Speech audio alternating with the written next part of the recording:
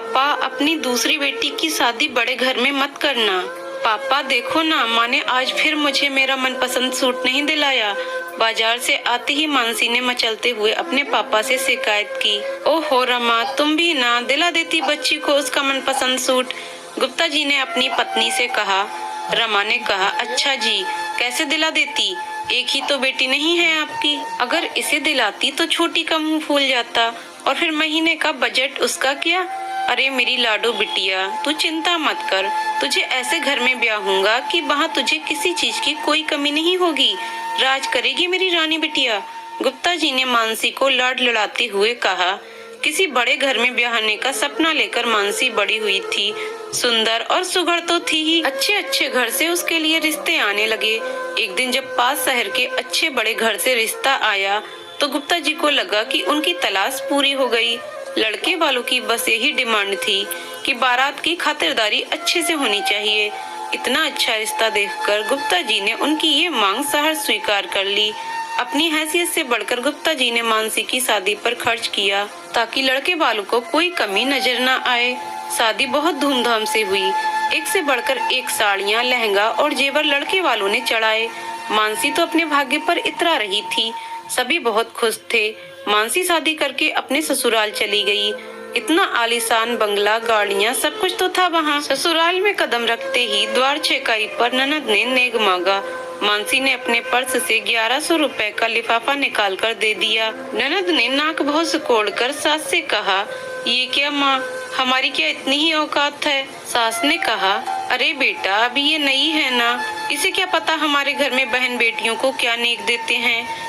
तू आ, मैं अपनी लाडो को सोने के झुमके दूंगी। सुबह मानसी नहा धोकर अपने मायके से लाई सुंदर सी साड़ी पहनकर तैयार हो गई। जब वो कमरे से बाहर निकली तो सास ने देखते ही टोका, बहू ये क्या पहन लिया, इतने मेहमानों में ये साड़ी अच्छी नहीं लगेगी। जाओ और हमने जो जरी वाली लाल साड़ी दिलाई थी वो पहनकर आओ। अब तुम्हें हमारे घर के तौर तरीके से रहना होगा। दूसरे दिन पहली रसोई में मानसी ने सबके लिए बड़े मन से छोले भटूरे और हलवा बनाया। डाइनिंग टेबल पर बैठते ही सब बातें बनाने लग गए।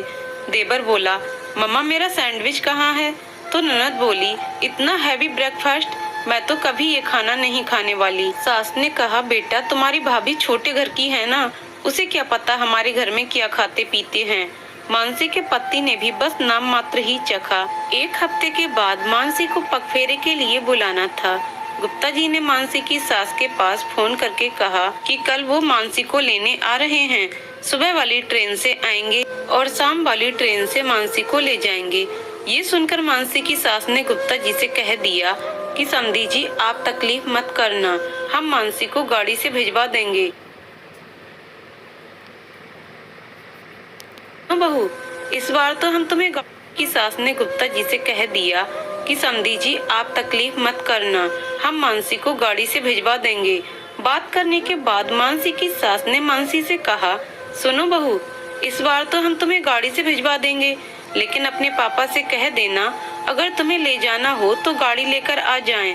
हमारे घर की बहू इस तरह ट्रेन में नहीं जाएगी। मानसी बेचारी चुपचाप उनकी बातें सुनती रहती। अगले दिन मानसी गहनों से लदी हुई अपने मायके पहुंच गई। मानसी के पापा तो बहुत खुश थे कि उनकी बेटी को इतना अच्छा ससुराल मिला है। उन गहनों की चमक में मानसी की आंखों का सूनापन शायद किसी को नजर नहीं आ रहा था। छोटी बहन ने भी उसे छेड़ते हुए कहा, वाह दीदी, आपके तो मजे हैं, इतना ठाट बाट। गुप्ता जी ने कहा, अरे तू क्यों चिंता करती है, तेरे लिए भी ऐसा ही ससुराल ढूंढूंगा। मानसी फीकी सी हंसी हंसकर रह गई। अगले दिन दामाद बाबू मानसी को लेने आए। खूब खातिरदारी की उनकी।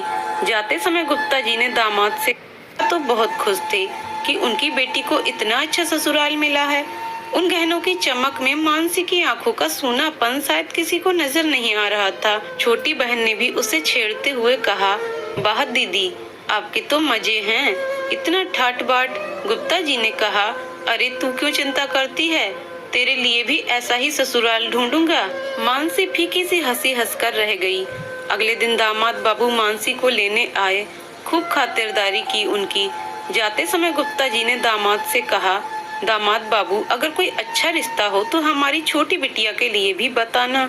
ये सुनकर मानसी ने अपने आंसू छिपाते हुए कहा, पापा अगर हो सके तो अपनी दूसरी बेटी को बड़े घर में नहीं, बराबरी के घर में ब्याहना, जिससे उसे और उसके परिवार को भी बराबरी का सम्मान मिल सके। मानसी तो अपने ससुराल लौट गई, लेकिन उसकी इस बात ने गुप्ता जी को सोचने पर मजबूर कर दिया कि कहीं उन्होंने बड़े घर में बेटी ब्याह कर कोई गलती तो नहीं कर दी। तो दोस्तों, आपको कहानी कैसी लगी कमेंट करके जरूर बताएं। कहानी पसंद आई हो तो वीडियो को लाइक शेयर करें और चैनल को सब्सक्राइब करें। वीडियो को पूरा देखने के लिए बहुत बहुत